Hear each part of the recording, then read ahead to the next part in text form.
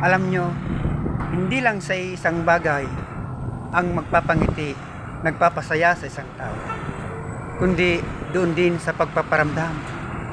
Yung ang alam mong ang baba-baba mo na, pero hindi ka pa rin dinadaw niya. Bagkus pat, inaangat ka at inaalalayan.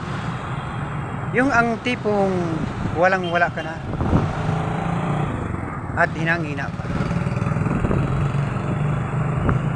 Tila nawawalan ka na ng gana pa na mabuhay pa. Pero nakuha pa rin niyang pangitiin ka, bigyan ng halaga ng pag-asa dahil importante ka sa kanya, dahil mahal ka niya. Yung ang turing sa'yo hindi lang kaibigan kundi kapatid, dahil mahal ka nga niya. Ang pagiging maalalahanin, mapagkumbaba, mabait yan at wag mong basta-basta yan isuko sa ipaglaban. Welcome, Ixia Page.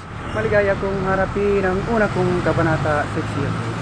Ito ang yugto ng aking buhay, Ixia Page, at akin ang kakalimutan ang una naging mga naunat na uli kong nagaraan.